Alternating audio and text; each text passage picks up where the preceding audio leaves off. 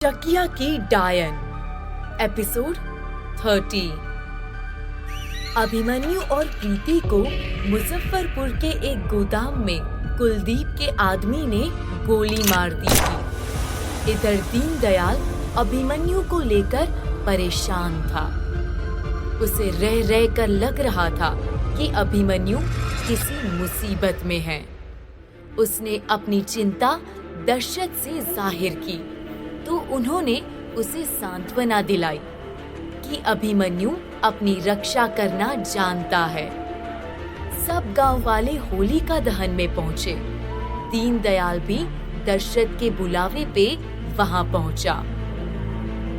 होलिका दहन के लिए नारायण शुक्ला को बुलाया गया था, लेकिन जैसे ही होलिका की लकड़ियों में आग लगाई गई, लकड़ियां अचानक से गिर गई और किसी मांस के जलने की बदबू तेजी से हवा में फैलने लगी। अगले ही पल एक लाल साड़ी में लिपटी लाश को धूं धूं कर जलता देखकर सब गांव वालों के रोंगटे खड़े हो गए। वहां एक तरह से भगदड़ मच गई। सबको समझ आ गया कि डायन का फिर कोई इंसान शिकार हो गया। लगभग आधे गांव वाले उस भयानक खौफनाक दृश्य को देखकर वहां से भाग गए।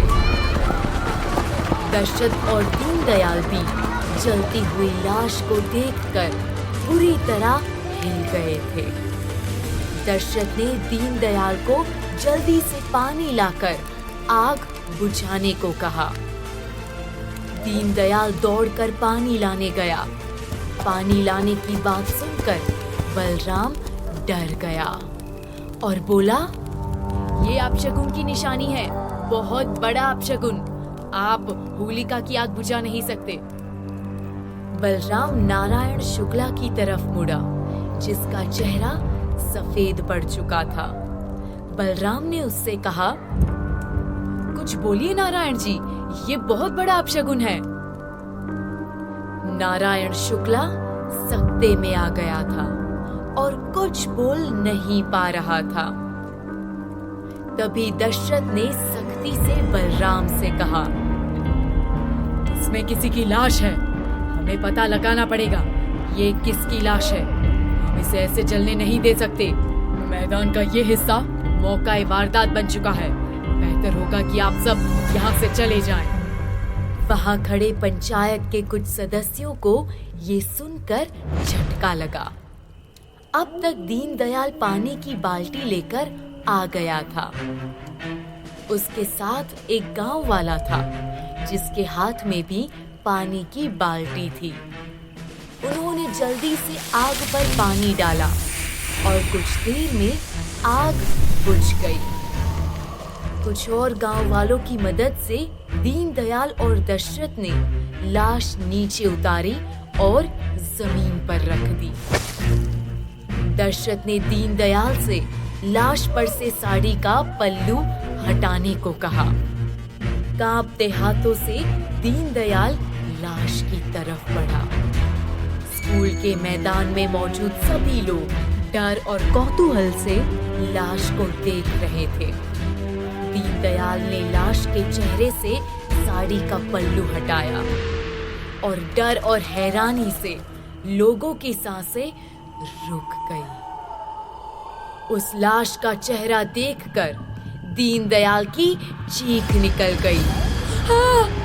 दशरथ डर कर बुत बने खड़े रहे। सरपंच हैरानी से चिल्लाए, ये तो मोतीराम की लाश है। ये मोतीराम की ही लाश थी। ये वही शख्स था जिस पर डायन ने हमला किया था और उसकी लाश पिछले 3 दिनों से मिल नहीं रही थी। बहुत ही बेरहमी से मारा गया था मोतीराम को।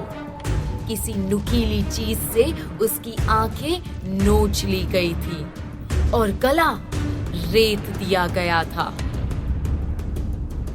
नारायण शुक्ला ने पूरी जिंदगी में ऐसा खौफनाक नजारा नहीं देखा था। बलराम वहीं खड़ा था और वो तनाव से बोला। सुरक्षा धागा बांधने के बावजूद मोतीराम को ऐसी खौफनाक मौत दी है डायन ने। समझ में नहीं आ रहा ऐसा कैसे हो गया। बलराम पूरी तरह हिल गया था और वो नारायण शुक्ला से थोड़ा ऊंची आवाज में बोला, आपने कहा था कि आपके धागे हमारी रक्षा करेंगे, फिर उसे बांधने के बावजूद मोतीराम कैसे मर गया? नारायण शुक्ला ने परेशान होकर कहा, उसने जरूर वो धागा निकाल दिया होगा, वरना ऐसा संभव ही नहीं है। मैं पहले भी कह चुका हूँ, इन धागों में बहुत शक्तिशाली मंत्र फूके गए हैं। दुनिया में ऐसी कोई ताकत नहीं जो इसे हरा सके। तभी दीनदयाल ने मोतीराम की कलाई देखी और चिल्लाकर उस तरफ इशारा करते हुए बोला, नारायण जी, मोतीराम के हाथ में वो सुरक्षा धागा नहीं है। बलराम ने गुस्से से कहा, हम सबने इसे अपनी सुरक्षा के लिए बांधा हुआ है, फिर मोतीराम इसे क्यों उतारेगा? जाहिर है इसकी कोई और ही वजह होगी। हो सकता है डायन की शक्तियों के आगे इन धागों की शक्ति कमजोर पड़ गई हो। ये बात बोलते हुए बलराम ने नारायण शुक्ला को घूरा। नारायण शुक्ला को बलराम पर गुस्सा आ गया और वो चिल्लाया, तुम्हें पता है बलराम, तुम जाने अनजाने गुरुजी की विद्या और सिद्धि पे उंगली उठा रहे हो। सरपंच ने देखा मामला हाथ से निकला जा रहा है और उन्होंने बीच बचाव करते हुए कहा, कोई किसी पे उंगली नहीं उठा रहा है, सब शांत हो जाइए। मामला संभालने की कोशिश के लिए टीआई दशरथ ने सरपंच की ओर देखा और कहा, हमारा काम है ये पता लगाना कि मोतीराम की मौत के लिए कौन जिम्मेदार है। इसीलिए प्लीज हमें अपना काम करने दीजिए और आप अपनी बहस कहीं और जाकर कीजिए। ये सुनकर बलराम ने पलटकर जवाब दिया, क्या मतलब? मोतीराम की मौत के लिए कौन जिम्मेदार है? हम सब जानते हैं कि डायन ने ही इसे मारा है। डायन ही ये सब कर रही है। ये सुनकर एक बार फिर से वहां मौजूद गांव वालों के मन में खौफ दौड़ गया। बलराम फिर गुस्से से बोला, दशरथ जी, आप और आपकी टीम के सामने आज एक और मौत हुई है। कहाँ है आपका वो दबंग इंस्पेक्टर जिसने इतनी लंबी चौड़ी बातें की थी कि वो इन मौतों की गुत्थी को सुलझा लेगा? क्यों नहीं है वो यहाँ? या फिर वो शहर छोड़कर भाग गया? कुलदीप तनाव से ये सब सुन रहा था। सरपंच ने हल्का सा उसका हाथ पकड़ा और उसकी ओर देखा। कुलदीप ने अपने चेहरे के भाव जल्दी से बदले। दशरथ को बलराम का अभिमन्यु के बारे में बात करने का ये तौहीन भरा लहजा अच्छा नहीं लगा। उन्होंने बलराम से सख्ती में कहा, ये किसी की तरफ उंगली उठाने का वक्त नहीं है। इस मामले को सुलझाने के लिए हम सभी को मिलकर काम करना होगा। मैं आप लोगों से दरख्वास्त करता हूँ कि यहाँ से जाएं और हमें अपना काम करने दें। सरपंच पंचायत के सदस्यों को वहाँ से लेकर चले गए। दीनदयाल ने मोतीलाल की लाश भिजवाने के लिए एम्बुलेंस बुलवाई। वो और दशरथ जल्दी से काम पर लग गए। उधर मैदान के दूसरी तरफ बलराम ने सख्ती से सरपंच को देखते हुए कहा, आज होली के शुभ दिन पर ऐसी भयानक मौत देखने को मिली है। पता नहीं आगे और क्या खौफनाक चीजें देखने को मिलेगी, या फिर हम भी ऐसे ही किसी दिन। अब खामोश बैठने का टाइम गया सरपंच जी, कुछ एक्शन लेना ही पड़ेगा। एक और सदस्य बोला, हमें मरना नहीं है सरपंच जी, पेड़ को बांधने में अभी 5 दिन बाकी है, तब तक क्या पता हम सब बचेंगे या नहीं। वहाँ मौजूद जो थोड़े बहुत गांव वाले थे उन सभी ने अपनी बात रखते हुए नारायण शुक्ला से कहा कि वो कृष्ण पक्ष अमावस्या के लिए ना तो रुक सकते हैं ना रुकना चाहते हैं।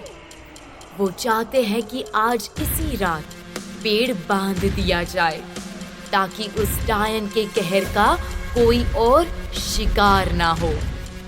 नारायण शुक्ला से और सब्र नहीं हुआ और वो चिल्ला उठा, बस बहुत हो गया, सब अपना मुंह बंद रखो और मेरी बात ध्यान से सुनो। बरगद का पेड़ 5 दिनों बाद ही बांधा जाएगा, इससे पहले ये नहीं किया जा सकता। अगर किया भी गया तो उसका कोई असर नहीं होगा। तंत्र शास्त्र में हर काम का एक निश्चित दिन और उचित समय होता है। सरपंच ने गुस्से से नारायण शुक्ला को देखा और सबके सामने कहा, आपने हमसे वादा किया था कि हम सब सुरक्षित रहेंगे। आपने वादा किया था कि ये धागा काम करेगा। अब मोतीराम मर चुका है और इस बात की क्या गारंटी कि हम नहीं मरेंगे? नारायण शुक्ला से ये तौहीन बर्दाश्त नहीं हुई और उसने पलट कर कहा, मैं फिर से कह रहा हूँ, आप मेरा नहीं बल्कि मेरे गुरुजी श्री आनंद जी ठाकुर का अपमान कर रहे हैं और कोई मेरे गुरुजी पर उंगली उठाए ये मैं कतई बर्दाश्त नहीं करूँगा। अगर आपको मुझ पर और मेरे गुरुजी पर भरोसा नहीं तो किसी और से ये काम करवाइए। ये बोल नारायण शुक्ला वहां से जाने लगे कि तभी पीछे से बलराम ने तंज कसते हुए कहा, हाँ, भाग निकलने का ये अच्छा तरीका है। हमें आपसे ज्यादा गुरुजी पर भरोसा है। हम आनंद जी ठाकुर को मदद के लिए बुलाएंगे। बेहतर होगा कि आप यहाँ से चले ही जाए। सरपंच ने बलराम को डांटते हुए कहा, ये क्या बदतमीजी है बलराम, ऐसे आप बात नहीं कर सकते नारायण शुक्ला जी से। नारायण शुक्ला का गुस्से से पारा और बढ़ चुका था। वो पीछे मुड़ा और गुस्से से चिल्लाकर बोला, हम यहाँ अपनी बेइज्जती करवाने नहीं आए हैं, पूरे विधि से काम करने आए थे। पर यहाँ के लोग कोई नेक काम के लायक ही नहीं। जब देखो अपमान करने में लगे रहते हैं। पहले वो इंस्पेक्टर और अब आप। ढूंढ लीजिए कोई जिस पर आपका भरोसा हो। मैं अब एक पल भी यहाँ नहीं रुक सकता। गुस्से से तमतमाते हुए नारायण शुक्ला अपनी कार की तरफ गया। वो कार में बैठा और जोर से दरवाजा पटक कर बंद कर दिया। कार वहां से चल पड़ी। दशरथ ने ये पूरा दृश्य देखा और ये भी कि सरपंच किसी को फोन लगा रहे थे। सरपंच ने फौरन श्री आनंद जी ठाकुर को फोन किया। उनके चेले ने फोन उठाया और बताया कि वो अभी ध्यान में विलीन है। सरपंच ने वहां घटी पूरी घटना का ब्यौरा देते हुए कहा, हमें गुरुजी की बहुत जरूरत है, वही कुछ चमत्कार कर सकते हैं। यहाँ सारा मामला बिगड़ गया है। श्री आनंद जी ठाकुर के चेले ने सरपंच को आश्वासन देते हुए कहा कि गुरुजी शीघ्र नारायण जी से वापस बात करेंगे, सब ठीक हो जाएगा। गुरुजी अभी 1 महीने तक नहीं निकल सकते। सरपंच असमंजस में पड़ गए। वो जानते थे कि वो श्री आनंद जी ठाकुर पर दबाव नहीं डाल सकते थे। कुलदीप ने उनकी तरफ देखा। सरपंच ने उसे बताया, उन्हें भी आने में वक्त लगेगा। कुलदीप बोला, तक क्या करेंगे। तभी बलराम ये कहते हुए वहां आया। सरपंच जी, अब तो आपको उमा देवी से ही काम करवाना होगा। अब वही हमारा सहारा है। सरपंच ने बलराम को गुस्से से कहा। रायता तुम फैलाओ और साफ हम करें। क्या जरूरत थी नारायण शुक्ला को इतना सब बोलने की। बलराम मिन्नतें करते हुए सरपंच से बोला। माफ करना सरपंच जी, अब आप उमा देवी से बात कर लीजिए, नहीं तो हम कहीं के नहीं रह जाएंगे।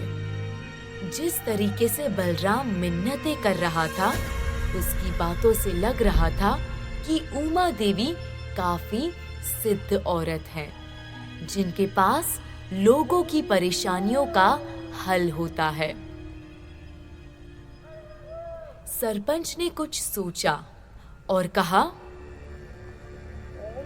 ठीक है, मैं आज रात ही उमा देवी से बात करूंगा। सरपंच और कुलदीप वहां से चले गए। धीरे धीरे सभी गांव वाले भी अपने घर चल दिए। सिर्फ दीनदयाल और टीआई दशरथ वहां रह गए।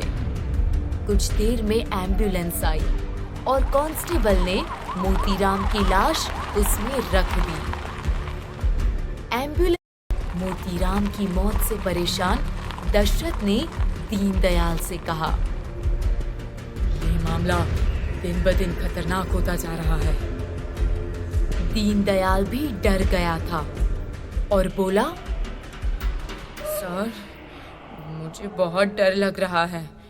मेरा मन कहता है कि डायन बहुत ताकतवर होती जा रही है। देखा नहीं कैसे मोतीराम की लाश गायब हो गई और आज अचानक होलिका दहन में टपक पड़ी। ये सब बताते हैं कि उसकी ताकत दिन ब दिन बढ़ रही है और ये धागे कुछ काम नहीं करेंगे। दशरथ कुछ नहीं बोले, पर वो मन ही मन जानते थे कि दीनदयाल सही कह रहा था। दीनदयाल ने घड़ी देखी। रात के 8:45 बजे थे। उसने दशरथ को फौरन वहां से निकल जाने को कहा, क्योंकि चारों तरफ खामोशी थी और दूर दूर तक कोई भी नजर नहीं आ रहा था। 9 बजे के बाद वहां होने का डर दीनदयाल को सताने लगा था। दशरथ ने दीनदयाल से कहा,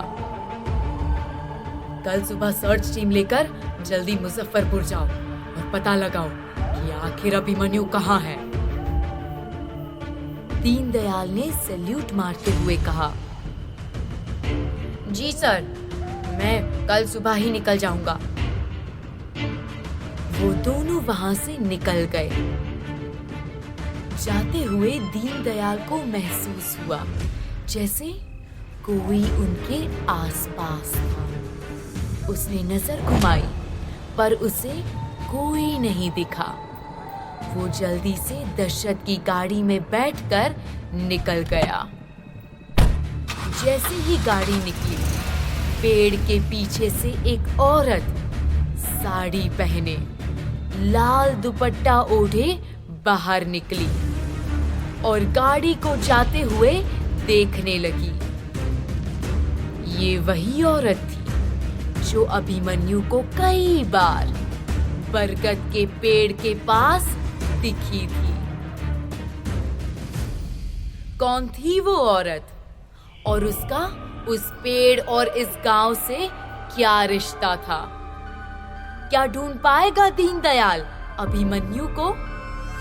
कौन होने वाला है डायन का अगला शिकार? क्या अभिमन्यु और प्रीति मर चुके हैं?